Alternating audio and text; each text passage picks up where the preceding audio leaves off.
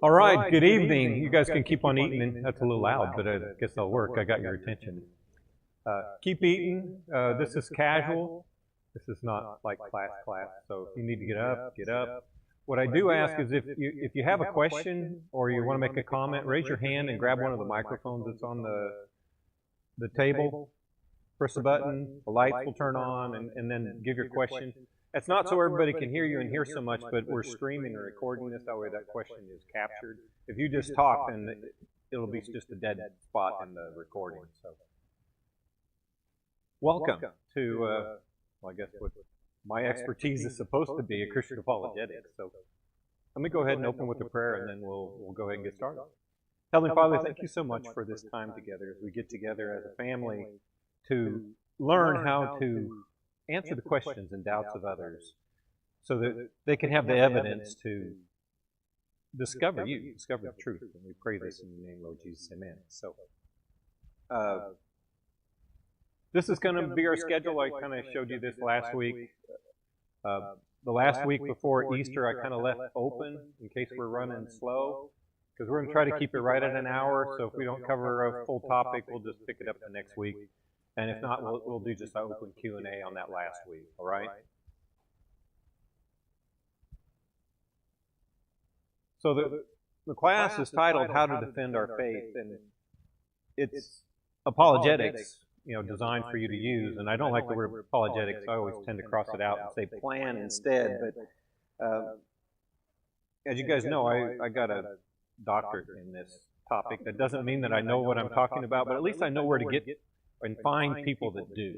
And that's what I really want to pass on to you guys. And the reason it's important is, if you didn't already know it, there's a battle going on around us in our culture. And for a long time, Christians have been pretty quiet.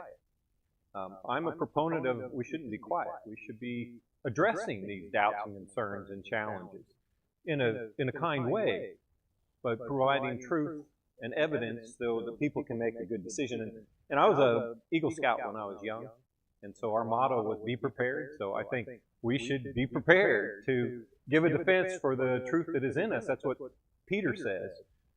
And like I said, I think apologetics is kind of a disastrous term. And let me kind of explain what that term means, that way we can kind of get past that and move on. So apologetics means a reasoned argument or a justification. It comes from the Greek word apologia. And I don't know why all these seminary terms tend to be Greek or Latin terms. I don't know why we couldn't use English. I think it's just so people think they're smarter than they really are when they use these big terms. But apologia means a defense, like a courtroom defense. So what we're talking about when we're doing apologetics is we're trying to provide a defense for what we believe. And apologetics is not unique to Christianity.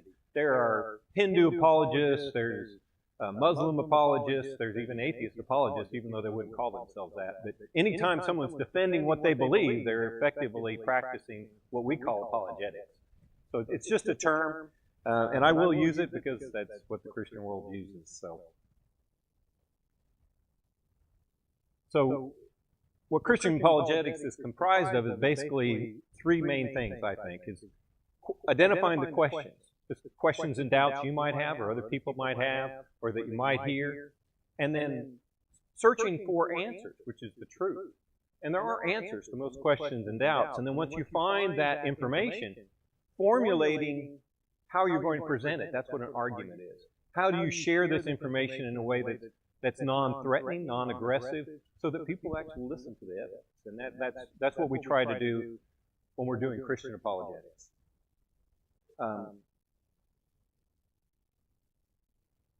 And last week I mentioned this. I think the main purpose we should have as Christians is being effective communicators. This is every aspect of our Christian walk.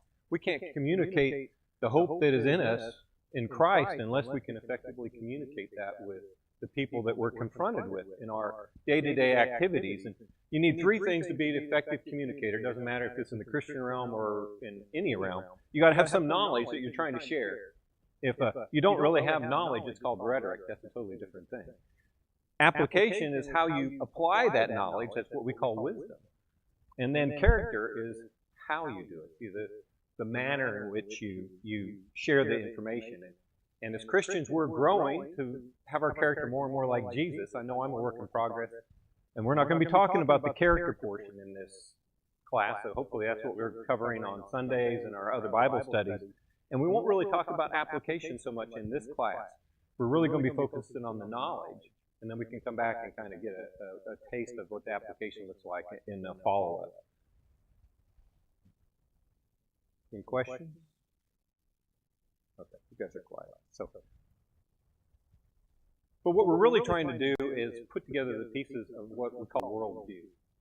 And our worldview is composed of lots of different pieces. This is just an example of what it looks like. And through the process of this course, we'll address different evidences for each one of these pieces of our Christian worldview. And in fact, next week we'll talk about different worldviews and how they have trouble living out their worldview in the real world that we live in. The problem with most worldviews, if your worldview is incomplete, then when you try to live it out in your life, you end up borrowing from somebody else's worldview because yours doesn't work. And I'll try to demonstrate that next week. And it's kind of like, see if I can do this right. A worldview is kind of like these blocks. You have a lot of evidence that's floating around in the universe. And you have to make sense of it somehow. And we do this by trying to answer questions about reality. And you might make sense of a little bit. You guys can't see that. That spells my name. But you've had to discount a whole lot of evidence. So you really don't have a complete worldview. And when you start putting together all the different parts of the evidence that has been presented to you, you can end up with a more complete worldview. And the more evidence you use to compose your worldview, the closer it's going to be to the truth. It says King Jesus, by the way. But if you ordered these in a different way, you wouldn't get a different message, right? So worldview is this idea of you putting on glasses, and it's the lenses at which you see the world through to order the evidence that you see around you. And the Christian worldview is one that actually makes sense of all the evidence that we have. Now, other people will say the same thing, but our job is to look at that evidence and see how it plays out. We have to learn how to see it from another perspective. You can't test a perspective unless you try to, we always talk about walking in someone else's shoes. We need to put on their glasses, how they see the world, and see where are the blind spots that they're missing, and then that helps us to address whatever their concerns may be. Through this course, we're going to talk about a lot of Christian apologists that I highly esteem. One is John Lennox. I think I've mentioned John Lennox on Sundays. He's probably the most credentialed Christian apologist of all time. He has 6 advanced degrees, 3 master's degrees, and 3 doctorate degrees. He teaches at both Cambridge and Oxford in theoretical mathematics. He's way smarter than me. But if you're looking for really basic answers to kind of the questions of, why is there evil and things like that, he's really good because he has a way of explaining it, and it's like you're talking to that jolly old grandfather that you have. He just has a way of him that is really, really nice. Another one that I highly recommend is C.S. Lewis. Sorry, I hit it twice. C.S. Lewis, his books like Mere Christianity and The Great Divorce are great philosophy books for Christianity. He started out as an atheist, and as he investigated, he eventually became a Christian because the evidence led him to that conclusion. And it's a great resource of arguments like we were talking about. Gary Habermas has done research on the resurrection of Jesus. If you're struggling with how to present the information, he's the guy I would go to. He's the one that wrote the book I learned from in seminary. You guys probably know Lee Strobel, Case for Christ, Case for the Resurrection. He did a bunch of these. He used to teach right here in Houston at Houston Baptist is what it was called back then. Now he's got a school up in Denver. But his short little videos, he had a lot of 5-10-minute videos to kind of address some of these specific questions and doubts. Again, a good place to look. My favorite textual critic, that's the guys that actually translate the Bible, is Daniel Wallace. He lives up here in Dallas. And if you want to know why we can trust the Bible that we have and how it was translated And what are all these manuscripts that everybody's talking about? This guy is an expert in his field. And again, he's like talking to, that uncle that everybody likes. He has a great mannerism. One of his friends is an atheist, Bart Ehrman, and he's debated Bart Ehrman. Bart Ehrman has all the same education that he is, except he's an atheist. But Daniel will show where he has those blind spots, where he's not actually evaluating the evidence. So when you have someone that's read one of his books, like misquoting Jesus or one of those, this is the guy you want to go to, because he'll give you the arguments, the information in order to address that family member that might be struggling with that. My favorite apologist is a guy by the name of Frank Turek. He goes around to campuses and engages in Q&A with students. Go to YouTube and just look him up. His Q&As are amazing, because obviously a lot of our students are very antagonistic to the Christian worldview. And he will give you ways to speak to them kindly, just pointing out the fallacy in their perspective. Another is J. Warner Wallace used to be a detective in Los Angeles, atheist detective, and he decided to apply his detective skills to Christianity and see how it would hold up, because I think one of his relatives had decided to become a Christian. He wanted to disprove it. He did the research and became a Christian. And that's usually what happens. If people honestly look at the evidence, that's what's going to come. And if you like detective novels, you're going to like the way he writes books. I think Ray's read his book. I gave it to, and I think Carolyn, I gave you this book to read. It reads really easy. If I can read it, anybody can read it. So Stephen Meyer runs as part of the Discovery Institute, and if you have a teenager or a grandchild that's struggling with evolution versus Christianity, look up this guy. They have a YouTube channel called Long Story Short. It's a cartoon, but it has great information if you want to address those evolutionary issues. And then another is Norman Geisler actually was the advisor to Frank Turek. And General Apologetic, he wrote a famous book. It's called I Don't Have Enough Faith to Be an Atheist, and kind of countering the atheists of the early 2000s. Good general information along that line. William Lane Craig, he's been around forever. He's probably the most debated Christian apologist going all the way back to the 90s. In fact, I'm going to show you a clip of him in a little while.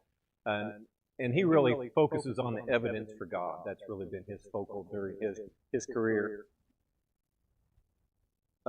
Greg Koppel, if you want to learn the application part of apologetics, he has a book called Tactics. And he teaches us how to ask questions that are really kind, to pull the information out of the person that we're engaging with.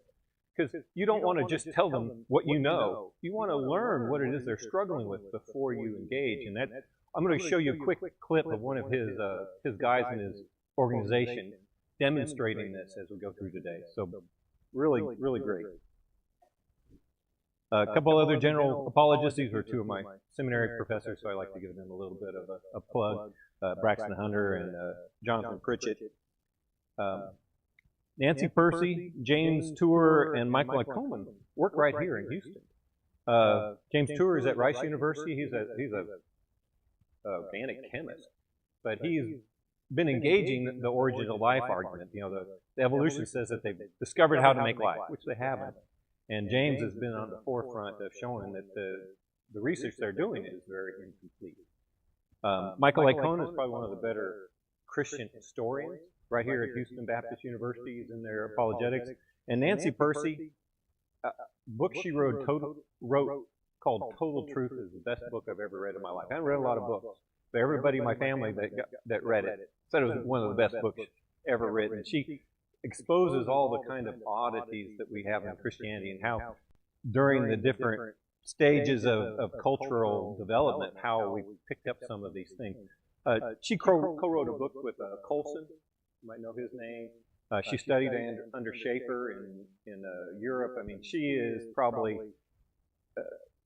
she's the best writer I know, and she used to interview. She used to work in the White House, so she's interviewed a lot of people.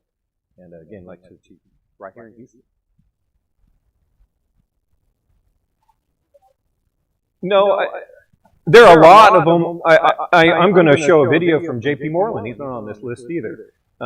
There are a lot of great apologists. These are just representative of different specific areas that if you have a question, basically if you have a question and doubt, I'm going to point you toward one of these guys that are, or ladies that are specialized in these areas. So my point to you is there's a lot and lots of very well developed information and arguments against all these doubts and critics that we get in the Christian apologetics. And you don't have to hear it from me. You can hear it from a lot of other people. And I would prefer to point you in the direction so you can learn from some of these amazing people that I've learned from. And the main point of this is we must own our faith. And I know that's kind of a modern term, but what that means is it's not enough to believe what someone has told you. You have to understand why you believe what you believe. You have to own it yourself. When someone says, why do you believe this? You can't say, oh, I heard it from a pastor, or I listened online, or some TV preacher said this. No, that's not evidence. You're just owning their faith. You're not owning your own. You have to understand why you believe what you believe, which means you have to know the evidence for it. And it can't be he said. That's not evidence. And that's really what we're trying to do. Because as followers of Jesus, truth seekers, because Jesus is the truth, right? So we have to be seeking after the truth. And the Christian walk is a walk with the truth. It's not a sit down and stop with the truth. You have to be walking to follow someone. Jesus wants you followers. That requires us to do some things. That's to learn, to grow as we mature as Christians. We are going to be maturing as Christians until we die, right? There's no one, anybody that thinks they've achieved, stop listening to them. Because if they're not growing, I know I'm growing. I have a lot of growth to do. If the person you're listening to acts like they don't need growth, I wouldn't listen to them personally. I think that just shows that they don't understand what they don't know. We need to know what we don't know and then go seek out solution for those things that we're questioning, which is kind of why you guys are here, right? And this is one of my favorite quotes from Blaise Pascal, I think 1600s, I can't remember. I didn't have it written down, but he says, in faith there's enough light for those who want to believe and enough shadows to blind those who don't. God's going to give you what you need to find Him if you honestly want. If you have a doubt or a question and you honestly want to know, God's going to give you exactly what you need. God promises that. But if you really don't want to know, you're never going to find the answer. Because God's going to give you enough obstructions so you can avoid the obvious. And I think the way Blaise says this is kind of amazing. And I know we always struggle with our loved ones that don't get it. Well, they have to want to get it. Information alone is not going to push people to know Jesus. They can know Jesus, but that doesn't mean that they want to be with Jesus. I mean, the devil knows Jesus. He don't want to be with Jesus. So we have to recognize that we present information so that they can make an informed decision, and then it's between them and God after that.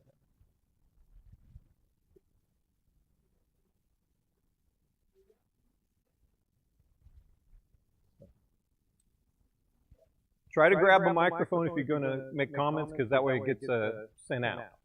So just, all right. So, okay, this is really talking about free will, is really what it's talking about. But I also like this one from C.S. Lewis, because it also points to why we do these kind of things. It says, there's really only two kinds of people in the end. Those who say to God, thy will be done, and those who in the end God says, thy will be done, which means God's going to let you make the choice, right? And C.S. Lewis goes so far to say that all that are in hell actually choose it. If the self-choice is the only reason there is a hell. Now, that's not what we want to hear. But when we're presenting information, we need to understand that there's no information we can present that can convert somebody to Christianity. All we can do is address their doubts. Now, so sometimes people take classes like that and they think, oh, they're going to have like the magic bullet. It doesn't work that way. What you do is you try to figure out what their doubt is and give them evidence. I like the concept of putting a stone in somebody's shoe. Something they have to deal with that their worldview won't explain. And then leave the rest up to Jesus. Answer the next question. Keep filling their shoes with gravel until they can't walk anymore. And that's when they have to make a decision, right? They have to either deal with that stuff or they have to live with that stuff. And our job is just to present the information as that opportunity presents itself. So that's the reason we do this. And one more I want to quote. This is obviously a philosopher, Aristotle, and he said, "It is the mark of an educated mind to be able to entertain a thought without accepting it." This is really important because some Christians think that we shouldn't listen to the other perspectives. You know, we don't want to learn what the atheists think. We don't want to learn what another denomination thinks. We shouldn't fear those things. If you're confident in your view, you should be able to listen to what they have to say and then get clarification of what it is they believe. And now, once we're narrowed down to the one thing that we maybe don't see eye to eye, now we can have a conversation. And it's really important to don't start with explanations. Start with questions. Because you might be answering a question they simply don't care about. You want to find the one they care about, and then that's what we want to talk about. That's really the point with apologetics. So, question is, why apologetics? Well, the demands and expectations in our society are way different than when I was a kid, when any of you were children as well. You know, unanswered doubts result in people rejecting their faith. Deconstruction is a real problem in America, in the Western church as a whole. People grow up in the church and then they walk away from it as basically it's not useful, it's not important, it's not addressing their emotional needs. The desire in our culture has just changed, and we have to adjust how we present things. It used to be you could go up and quote a Bible verse to somebody. Now they don't know why. They don't believe the Bible. They don't even know what's in the Bible. You can't have the same approach. It's important to identify where that person is you're talking to, and that will depend how you're going to present information. I mean, you beat them over the head with the Bible doesn't always work because they don't recognize that as authoritative. So you've got to recognize who people are and where they are. And well, I'm going to give you a little kind of guide on how to do that at the end today.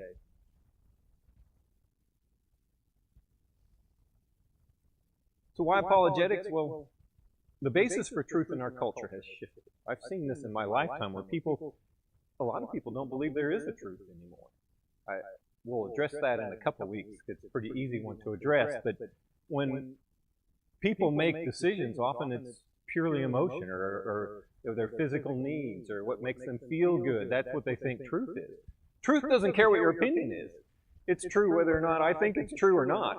God decides what truth is. And we have to recognize we're going to be addressing people that are in this category. We don't talk about God or Jesus or the Bible with people like this. We have to address the concept of truth first. Because the other conversation is useless. They're not going to hear it. You have to establish with people that there really is truth. Because if people think truth is subjective, that means it's up to your opinion. There's no way to have a conversation with them. You have to identify that there's truths that are beyond what I believe or what you believe. There's truth. And you have to address that first, or there's no point in having any further conversation with them. You know, too often we've been taught in our churches to go for the kill with the evangelistic approach. You got to do this first, because they couldn't care less what you have to say. Your truth, oh, that's good for you. That's not true for me. You got to learn how to address that, and that's another thing that apologetics will teach us. And we'll deal with that one specifically. And I think a perfect example of truth is mathematics. If people say truth is relative, they say, well, okay, 2 plus 2 is 4, right? It's not yellow or green or a tree. It's 2 plus 2 is 4. If they say it's not, they'll say, okay, what do you think it is? And if they give you some number, then just do a little mathematics with money and see if they'll still do it that way, right? You know, say 2 plus 2 is 5. It's like, okay, I'm going to give you 2 plus $2. You give me 5 back. And they'll change their mind really quick. Because truth is truth, right? They can play all these psychological games and this mental games, but in the end, there really is objective truth. And when it comes down to Jesus, a lot of people like Jesus. In fact, even atheists seem to like Jesus. But if you like Jesus, you have to answer the question that C.S. Lewis asked, which is basically, Jesus is either a liar, a lunatic, or he's Lord. There's nothing in between. Because he claimed to be God. And so if he claims to be God, he can't be telling the truth. So he's either a liar, or he's insane, or he really is who he said he was. And obviously the resurrection proves that. And we'll look at the evidence for that. It just depends where they're at, how you address things. And any questions? I'm going quick because I want to kind of get to the kicker. And another one that we have to recognize today, and I don't think that we always recognize, the reason apologetics I think is so important in the modern church of today is the skeptics out there have become hostile. Okay? It's not like we'll agree to disagree. That's not good enough for them. If you don't affirm whatever their special topic is, they call you a bigot, or they'll call you violent because you spoke against their favorite thing. I mean, speech has become violent. I'll give you a couple examples because I was amazed. I did a little research on this when I was in graduate school just a few years ago. Actually, I think it was 2 years ago. A lady in England was arrested for praying silently across the street from an abortion clinic. Across the street from an abortion clinic. She was in what they called a safe zone.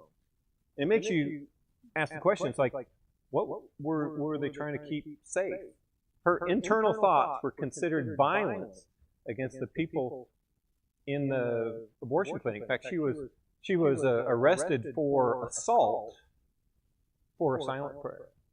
Now, eventually she did get off, but it was not the first time she'd been arrested for the same thing.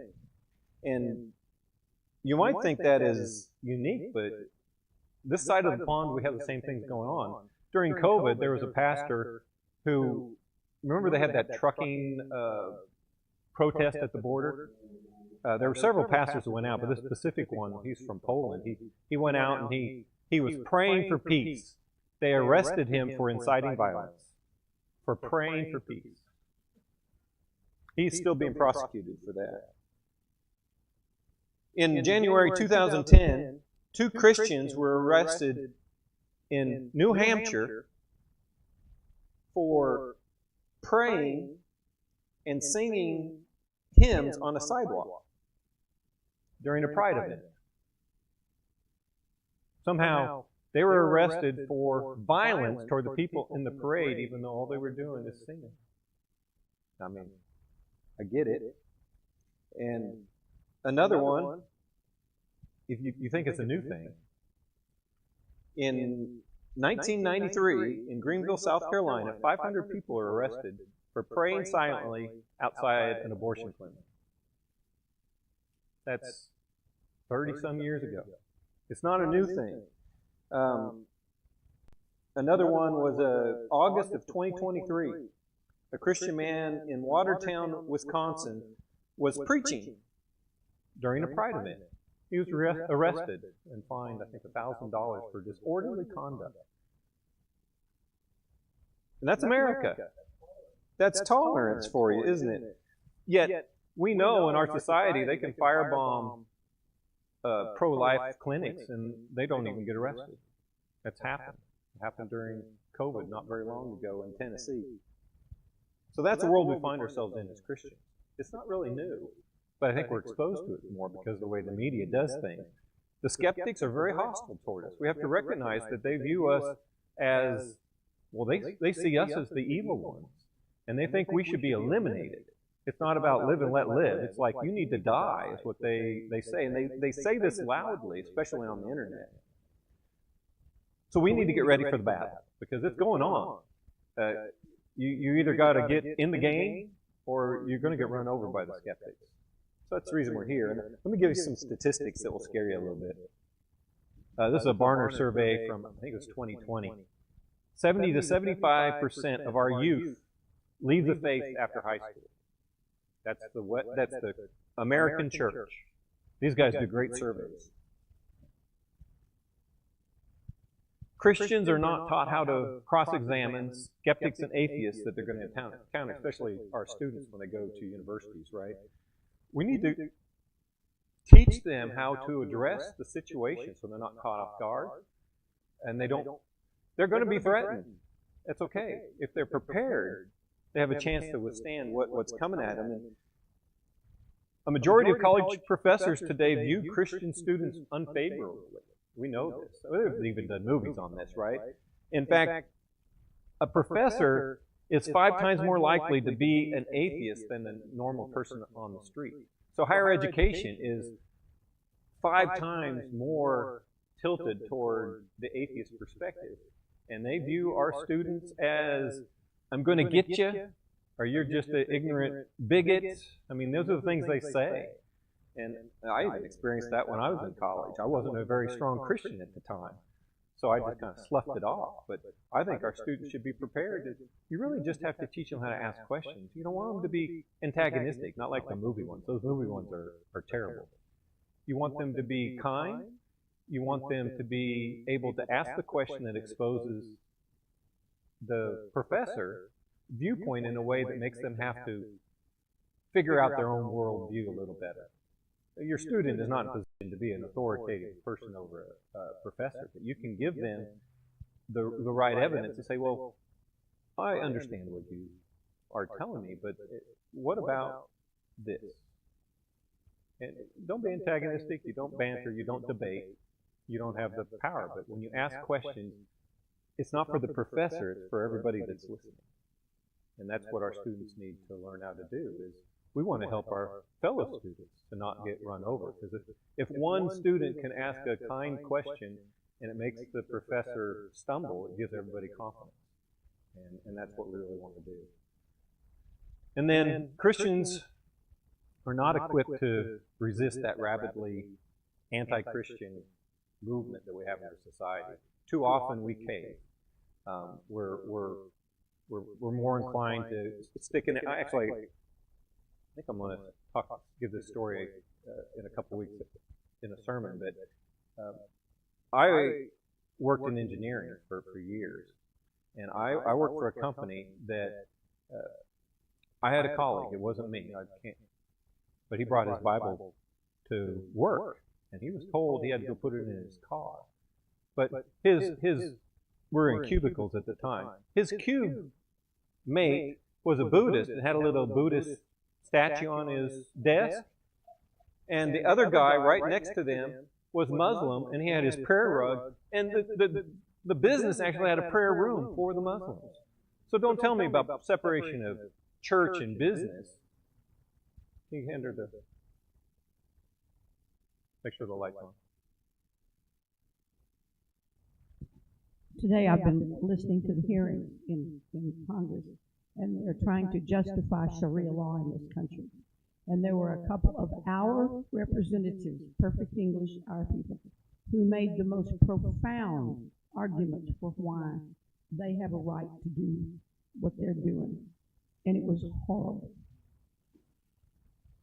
Yeah, and sadly, I mean, they don't want the Ten Commandments as the basis for most of our laws displayed, but they're willing to actually enforce a law that is categorically against us as Christians.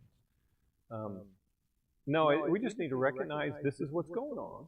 We need to get prepared, because this is not a new phenomenon for the Christian church. If you read the Bible, the book of Acts, they experience the same thing. You read Fox's Book of Martyrs, it's a wake-up call.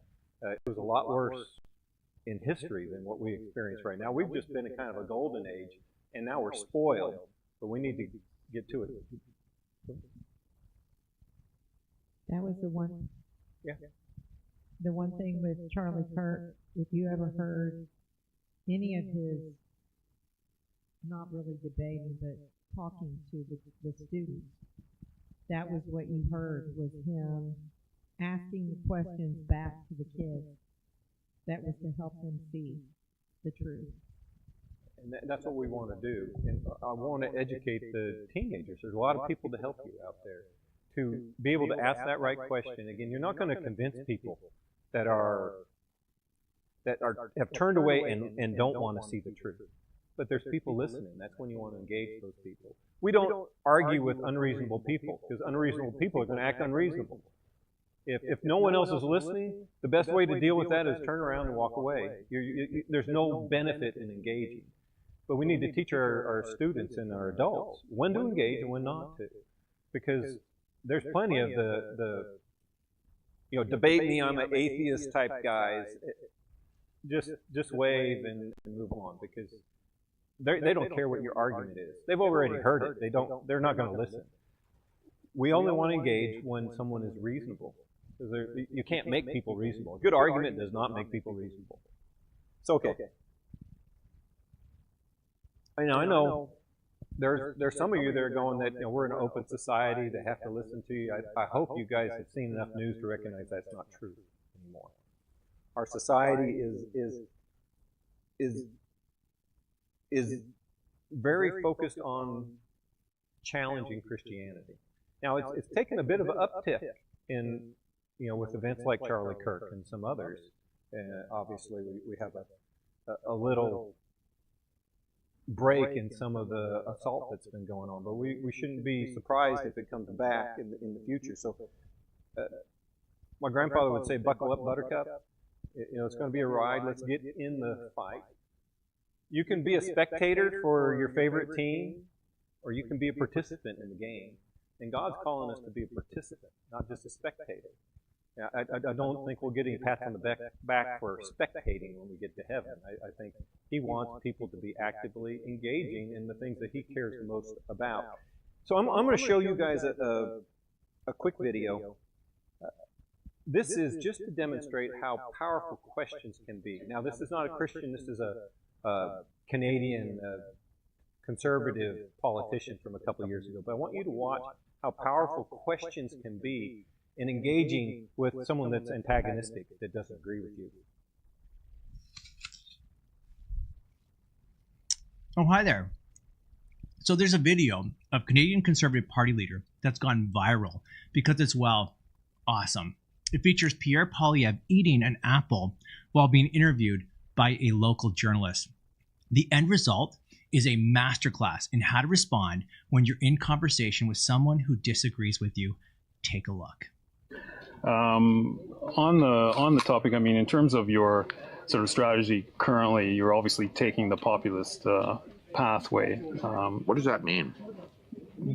Well, appealing to people's more emotional levels, I would guess. I mean, certainly you tap very strong ideological language quite frequently. Like what? Left wing, you know, this and that, right wing, you know, I mean, it's that type of ideological spectrum. I never really talk about left or right. Anyways, I don't really believe in that. Okay. A lot of people would say that you're simply taking a page out of the Donald Trump book. Like which people would say that? Well, I'm sure a great many Canadians, but... Like who? I don't know who, but... Well, you're the one who asked the question, so yeah. You must know somebody. Okay, I'm sure there's some out there, but anyways, the point of this question is, I mean, why should Canadians trust you with their vote, given, you know, not just the sort of ideological inclination in terms of taking the page out of Donald Trump's book, but what are you also talking about? What page? What page? Can you give me a page? Give me the page. You keep saying in terms of turning things quite dramatically in terms of Trudeau and the left wing and all of this. I mean, you make quite a, you know, it's quite a play that you make on it. So I'm not sure. I don't know what your question is. Okay, then forget that. Why should Canadians trust you with their vote? Common sense. All right, let's cut it off there. I want you to notice two things about this interaction. First, Pierre Poilievre uses no less than 7 simple questions to disarm this journalist. Notice how the reporter accuses Poilievre of taking the populist pathway and using a page out of Trump's playbook. In response, he neutralizes these accusations by 2 simple questions, or at least 2 kinds of questions. The first is, what do you mean by that? This is a clarification question.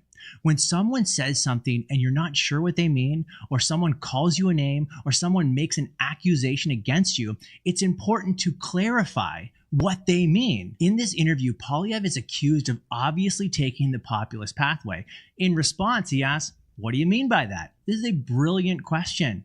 Before he can respond to the claim, he needs to get clarification on the claim. So he asks, what do you mean by that? The second question in Poilievre's arsenal is, how do you come to that conclusion, or some variation of it? This is a demand for evidence. When the journalist accuses Poilievre of using very strong ideological language, he asks, like what? Rather than get defensive or lose his cool, Poilievre simply asks for some evidence for the claim. When he's accused of taking a page out of Donald Trump's book, he asks, what page? Give me the page. Unfortunately, this reporter thought he could get away with slogans rather than substance, and these questions put that on full display. So the first thing I want you to notice is Poilievre's masterful use of questions. Second, I want you to notice how comfortable Poilievre looks during this entire exchange. Doesn't he look totally relaxed, just enjoying his apple? This isn't a coincidence. By skillfully using questions, he's able to stay out of the hot seat and in the driver's seat in this conversation. Questions keep you safe, even when you're being questioned by a journalist. So whatever your political leanings, I think we can all appreciate this masterclass in using good questions in tough conversations. So that's essentially the application. Now, you have to have knowledge before you can do this. Okay, he's confident because he knows what he knows, and he's only going to address the things that he knows, right? He's not going to let someone trap him, because I don't understand what your question is, right? Don't answer questions unless you're sure what it is, and that we really need to teach our young people this, because you can be comfortable because you're asking for clarification, which is non-threatening. When someone makes a claim, you ask for burden of proof. They've made the claim. It's on them to prove their claim, not you. They can't say, well, I believe this, disprove me. It's like, no, you made the claim. What's the evidence? And then I'll share mine. I mean, non-threatening conversation is a really powerful thing. But you have to build your knowledge base before you can feel this comfortable. And then again, it's the two questions, clarification and burden of proof. It's a powerful conversation tool, but you have to recognize you're going to spend most of the conversation listening and not speaking. And too often we want to say what we know. The best and most effective apologetics is listening. That way you narrow down and ask questions until you get to what the real problem is. Why should people trust you with their vote, right? That was the question. So I really like that. Whoops. So, okay. That's questions. That's application. But we want to spend time and energy and effort learning the knowledge so we can be comfortable in those circumstances. And later in the year, we'll do maybe a quick class on this technique. It's pretty powerful.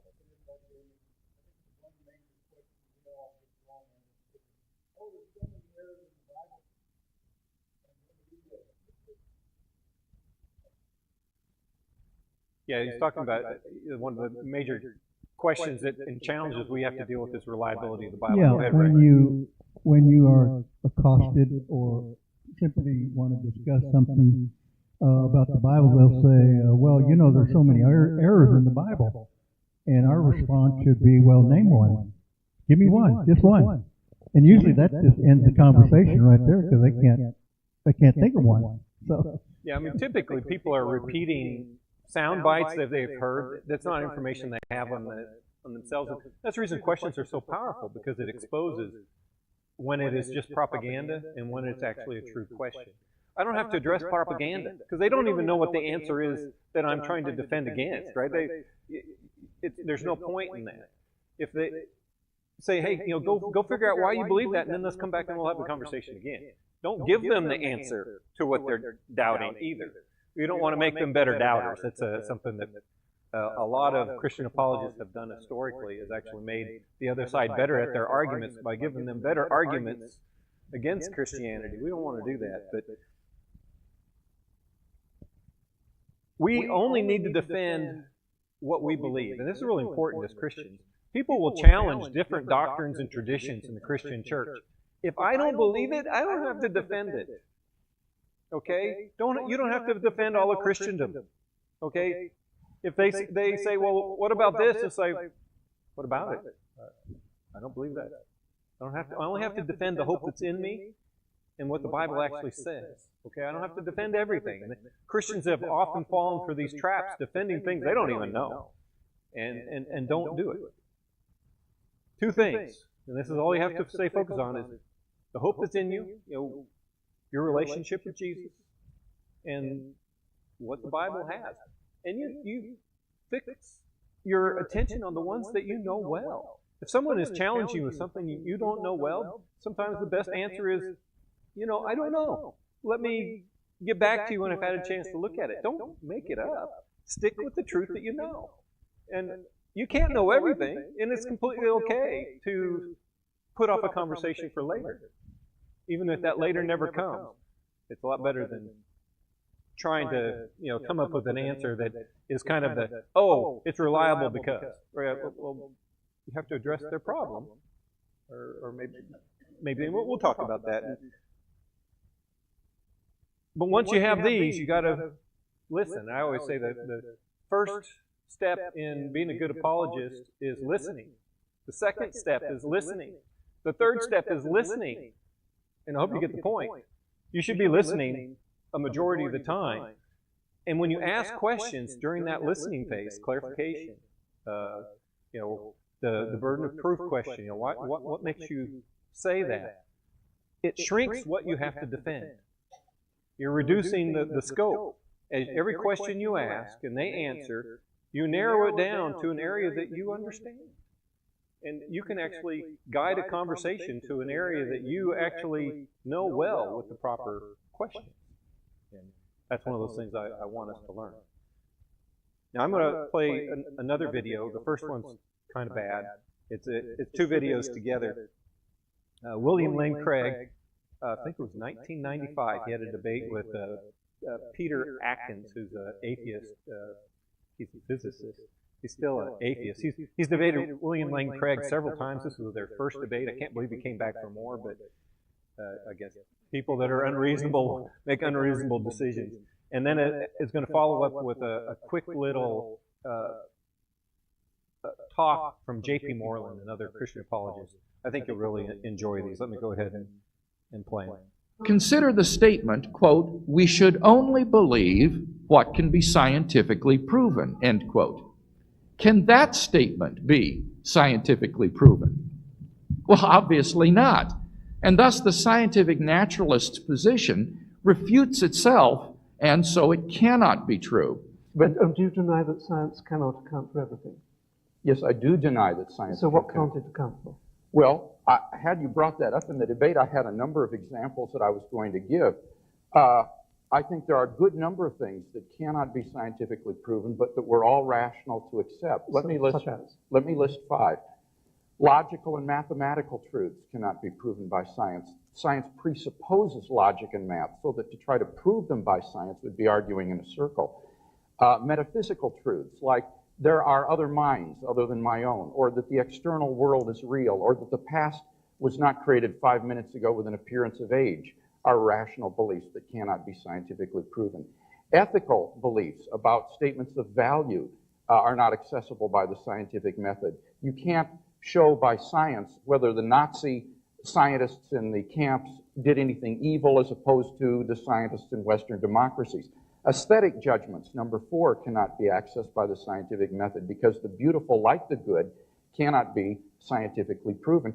And finally, most remarkably, would be science itself. Science cannot be justified by the scientific method. Science is permeated with unprovable assumptions.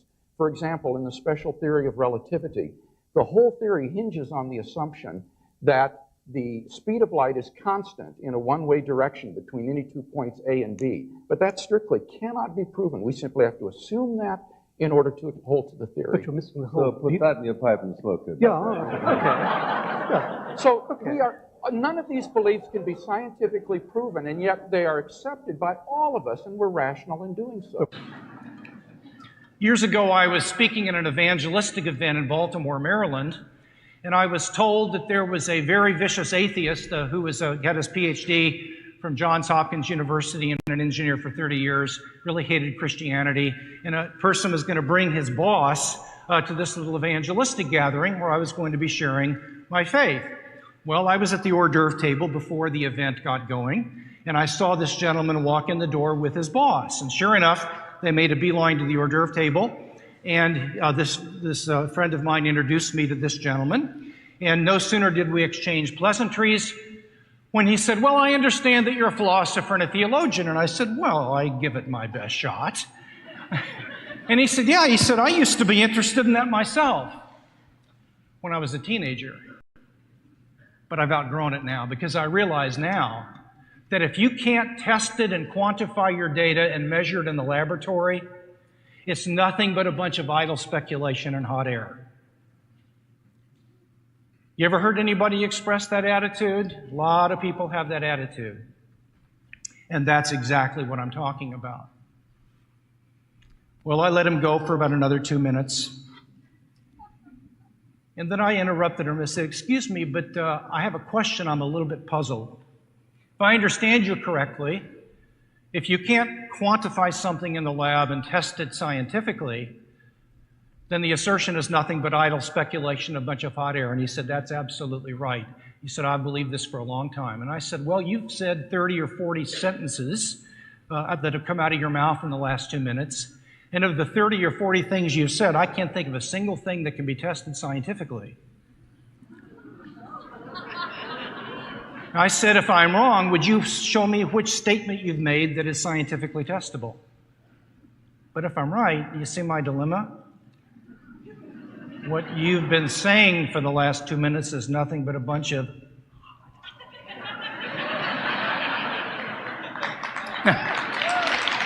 no. Well, he changed the subject very quickly. But the point is that when people tell you that science is the only way we can know things, or it's the only thing that's true, that statement can't be true and it can't be known to be true. And so statements like this are false. Science, ladies and gentlemen, is a wonderful gift from God, and I'll say that before I close again. But it is only one way of knowing reality. It's important, but there are many ways to know reality outside of science. And the statement that science is the only way we can know reality is not itself something that can be known by science. And it is a self-refuting claim. So, if you're prepared, you can, again, a simple question totally disarm an antagonistic situation. We're not trying to one-up them. And neither of these, obviously, William Lane Craig is doing the debate, so he's obviously trying to have that "I got you" moment. But J.P. Moreland just asked the obvious question. The guy had made a claim, and what he did is use the claim back on him, and guess what? The claim goes away because he's not using.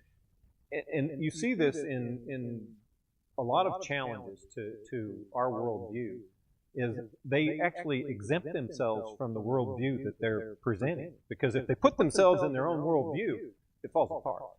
And we'll talk about that more next week. But I thought it's worth just going through what William Lane Craig said slower, because the video's bad. It's 30-some years old.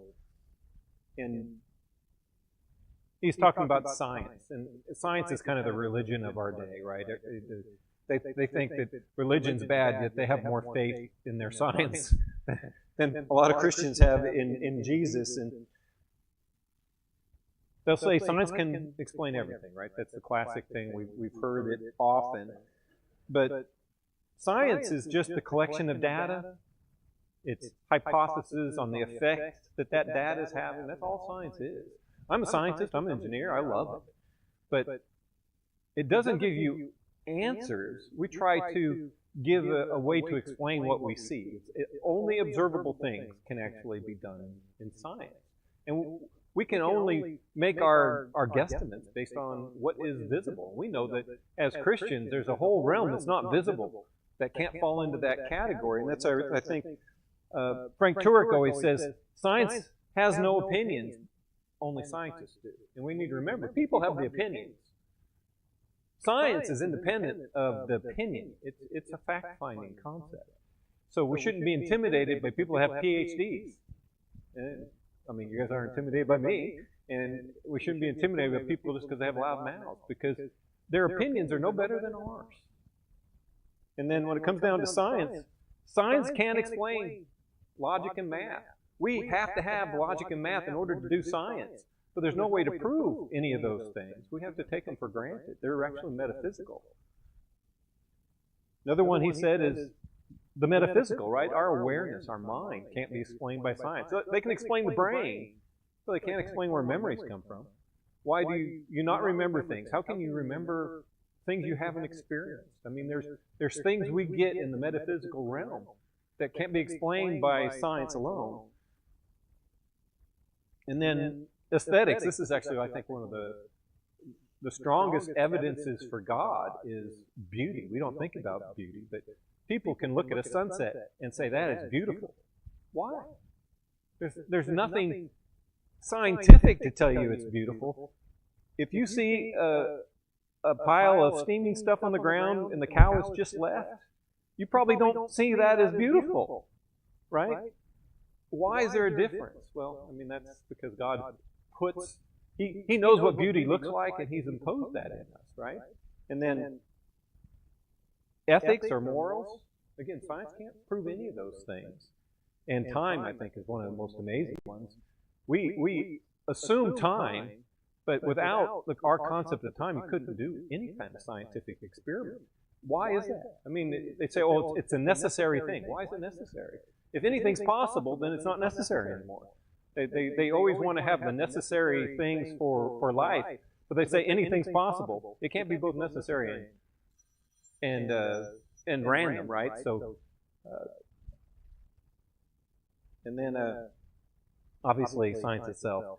So science can only evaluate what is observable, and we need to teach our kids that. Science is amazing. I love chemistry and physics, and sciences like psychology, philosophy. These are all things that are really important for our kids to learn the principles of, but recognize that they're only trying to explain what's observable.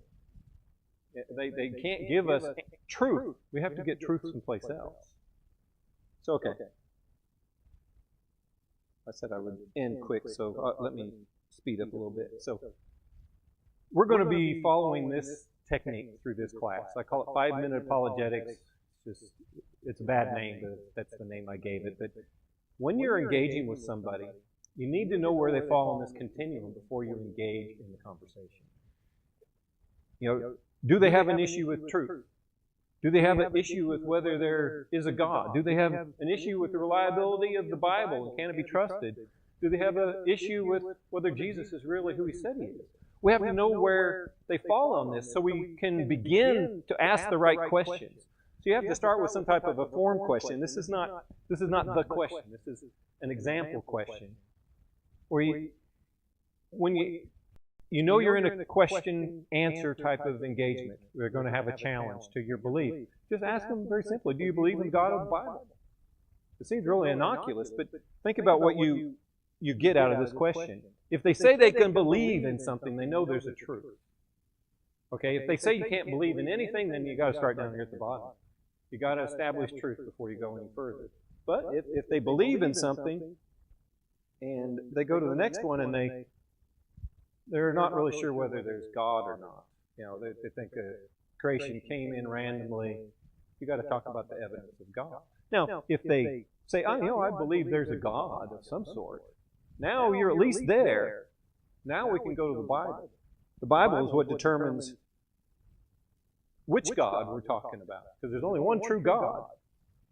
So you have to address the reliability of the Bible. And if they have a trouble with the Bible, then that's where you start. Now, maybe they don't have trouble with the Bible. They just don't believe it. They think, oh, yeah, there's nothing wrong with the Bible, but it's just mythology like everything else. Then you probably need to go to Jesus and demonstrate the historical Jesus to them. The fact that there's more sources for the historical Jesus than any ancient person from his time period. I mean, like by 60 to 10, like 6 to 7 times more sources. And we're not even talking about the Bible. The Bible, we have every book in the New Testament is a letter. So there's great historical evidence for Jesus. You need to share that with them. And then you can talk about the resurrection. And there's great, our evidence is circumstantial outside of the Bible. But in a court of law, it's circumstantial evidence. People are convicted of crimes. You apply the same standard to the Bible and to Jesus that you do to anything else in your life, Jesus is going to win out. We do what we call the cumulative case, where we put the teeter-totter, right? You put the evidence on the teeter-totter for and against, and if it leans for, then that's the logical, reasonable solution. And that's what we want to lead people through, that typically you can't find any evidence against. There's only evidence that leans toward. So what does that tell you? Well, the logical, reasonable person is going to always go to the top. So this technique is really meant to address where they're at, establish where, what they're struggling with, and then we address the one at a time. So each week, we'll do worldview next week, and then the week after that, we'll talk about arguments for truth. how do we expose these false concepts in a way that leads them to the understanding that there has to be truth? Okay, if you step off a building and you think there's no gravity, I don't think it matters what you think. You know, it's just one of those things. You think you can fly, good luck. There are truths that are there without a doubt, and there's all these arguments and challenges to truth that people always give. We'll just go through each one of them and show how they implode on themselves when you ask the right question back. It's okay.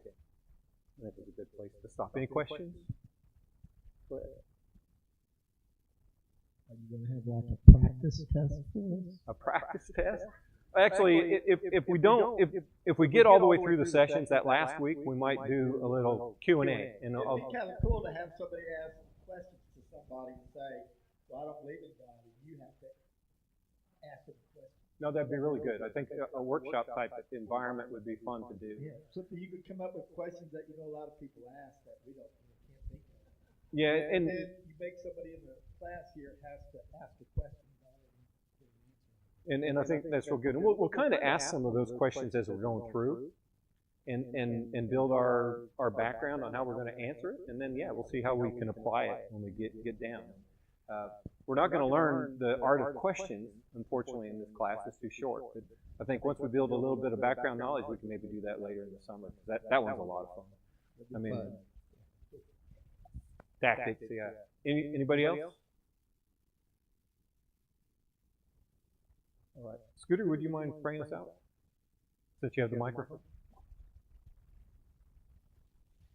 Thank you, God, for this wonderful class that Chip has given us. Open our minds, teach us, show us what we need to know and the questions we need to ask to show people how great God you really are. Jesus, we thank you so much. In Jesus' name we pray. Thank you, everybody.